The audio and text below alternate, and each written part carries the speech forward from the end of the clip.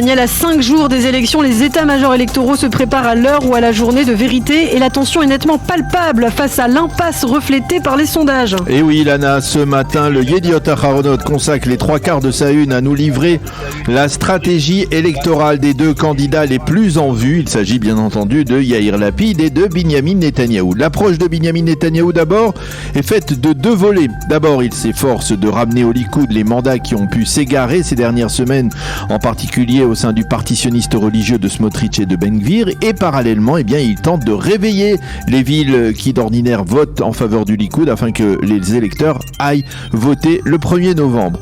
Quant à Yair Lapid, lui, il s'acharne à poursuivre sa campagne du parti le plus grand, même au prix d'une disparition de l'échiquier politique de formations plus petites comme le Parti travailliste ou le Parti Meretz, qui se retrouverait ainsi en deçà du seuil d'éligibilité. L'objectif étant de priver Benny Gantz de toute possibilité de tenter de former un gouvernement. En page d'ouverture, le Haaretz révèle ce matin que finalement Lapid aurait fait machine arrière. Hier soir, il a donné des directives en soirée afin que ses équipes cessent de convaincre l'électorat travailliste et Meretz de voter en faveur de Yesh Atid, et ce à la suite de très vives critiques de la part des dirigeantes de ces deux formations, Merav Michaeli et Zahava Galon. Le site N12 lui aussi titre ce matin en page d'ouverture sur la colère contre Lapid, de Meretz et des travaillistes.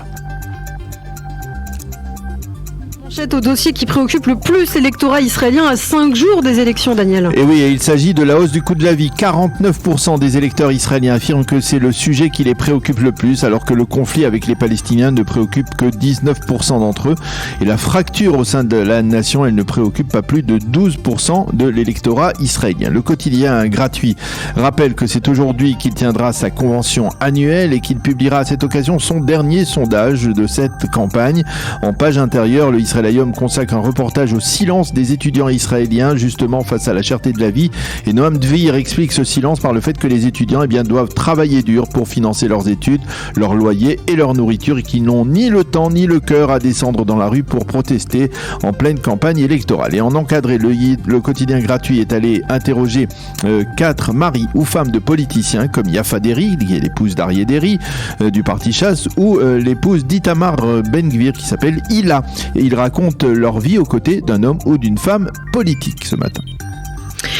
Et puis de nombreux éditorialistes se sont mis hier à leur clavier pour tenter d'analyser les tenants et les aboutissants de ce scrutin. Alors qu'est-ce qu'ils écrivent, Daniel ? Nous allons commencer par les éditorialistes du Yediot Aharonot. Ariela Ringel-Hoffman se penche sur le sort précaire des travaillistes et de Meretz. On en a déjà parlé.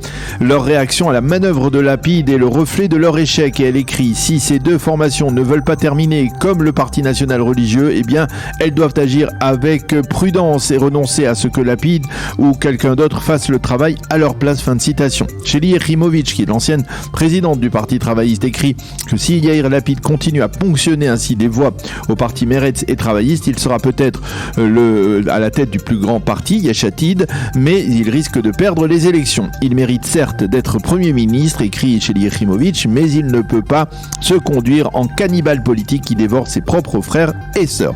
Samer Soued appelle ce qu'il appelle la communauté des Palestiniens citoyens d'Israël à aller massivement voter mardi prochain pour lutter en faveur de nos frères palestiniens. Il n'y a pas d'autre moyen que de renforcer notre représentativité à la Knesset, écrit-il.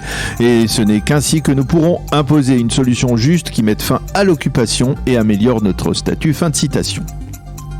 Et qu'est-ce qu'on peut lire dans la page éditoriale du Israël Hayom ce matin également ?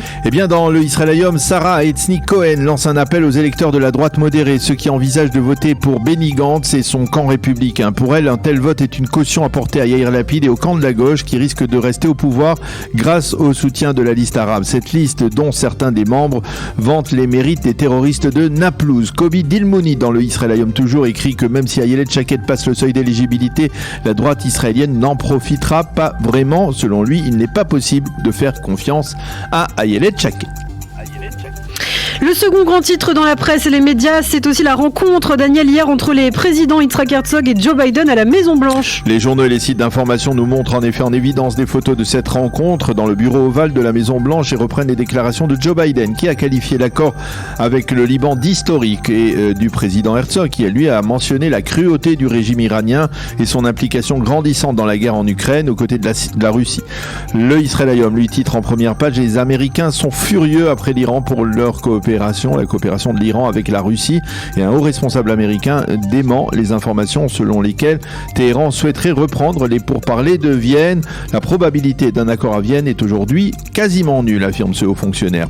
Le Yediot Aharonot titre enfin « Sommet des présidents nous montrant Joe Biden enlaçant très chaleureusement Yitzhak Herzog ». Et puis enfin, pour terminer ce matin, tous les quotidiens et les sites d'information nous relatent en évidence le drame de la mort accidentelle à Jérusalem de Yoel, 10 ans. Oui, effectivement, il s'agit de Yoel David Lando, qui n'avait que 10 ans. C'était un enfant orthodoxe dont les parents, chassidim du mouvement Chabad Lubavitch, étaient pendant plusieurs années des émissaires du Rabbi à Kiev, en Ukraine. Avec le conflit, la famille Lando est rentrée en Israël récemment. Et malheureusement, hier, Yoel a été fauché par un camion à Jérusalem. Le Yediot Aharonot indique que depuis le début de l'année, 22 enfants sont morts dans des accidents de la route. Un rapport révèle que le nombre d'enfants tués dans ces accidents est bien plus élevé en Israël qu'en Europe. Selon ces experts, c'est l'échec des gouvernements israéliens au cours des 10 dernières années qui favorisent un tel phénomène, un tel fléau.